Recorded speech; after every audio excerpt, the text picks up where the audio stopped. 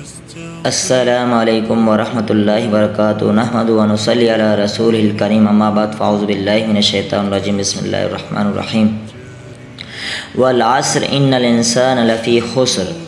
اللہ رب العالمین وقت کی قسم کھا کر فرما رہے ہیں کہ تمام کے تمام انسان خسارے کے اندر ہے، نقصان کے اندر ہے۔ نقصان سے بچنے والے لوگ کون ہیں؟ جن کے اندر 4 صفات پائی جائیں گی تو ایسے لوگ جو ہیں نقصان سے بچ جائیں گے۔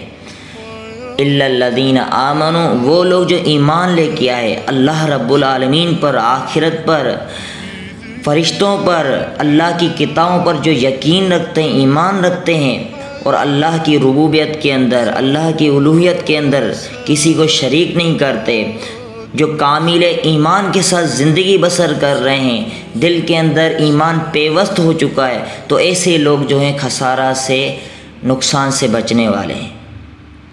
اسی طرح الا الذین آمنوا، اور وہ لوگ جنہوں نے نیک صالح اعمال کیے۔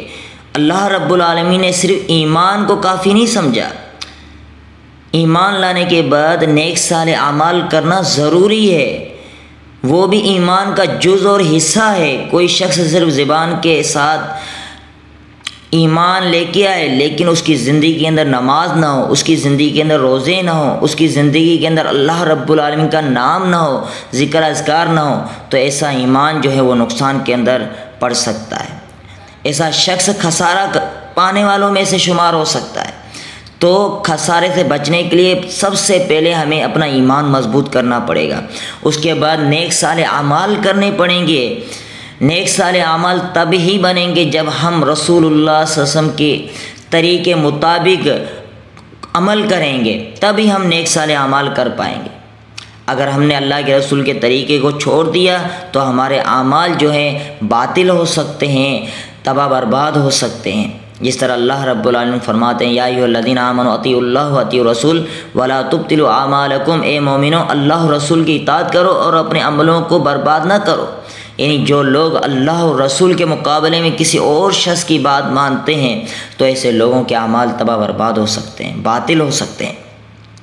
تو اپنے ایمانوں کی حفاظت کریں، اپنے اعمال کی بھی حفاظت کریں۔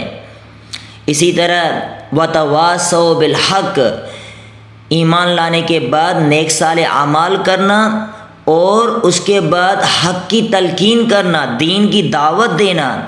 جو کام، جو عمل آپ کر رہے ہیں، خود آپ نماز پڑھ رہے ہیں، خود ذکر اذکار کر رہے ہیں، دوسروں کی بھی دعوت دینی ہے۔ صرف اپنی حد تک محدود نہ رکھیں دین کو، دوسروں کی بھی اصلاح کرنی ہے، گھر والوں کی اصلاح کرنی ہے، بچوں کی بھی اصلاح کرنی ہے۔ تو یہ جو ہے ہمارے اوپر حق ہے اور ضروری ہے۔ امر بالمعروف و نہی عن المنکر، نیکی کا حکم دینا اور برائی سے روکنا، یہ صرف اہل علم پر نہیں ہے بلکہ ہر مسلمان پر فرض ہے کہ وہ دین کی دعوت دے، نیکی کا حکم دے اور برائی سے منع کرے، یہ ہر مسلمان پر فرض ہے۔ وتواصوا بالحق وتواصوا بالصبر، اور ایک دوسرے کو صبر کی بھی تلقین کرتے رہیں۔ جو دعوت کے میدان میں، جو اللہ کے دین میں تکالیف پیش آئیں، جو بھی پریشانیاں آئیں تو اس پر صبر کرنا، ایک دوسرے کو تلقین کرتے رہنا، حق کی تلقین کرتے رہنا، دین کی دعوت دیتے رہنا۔ تو یہ ہمارے اوپر یہ 4 کام ضروری ہیں، لازم ہیں۔ اگر ہم نے ان 4 کاموں میں سے کسی ایک کام کے اندر بھی سستی کوتاہی کی تو ہو سکتا ہے کہ ہماری آخرت خسارے کے اندر پڑ جائے۔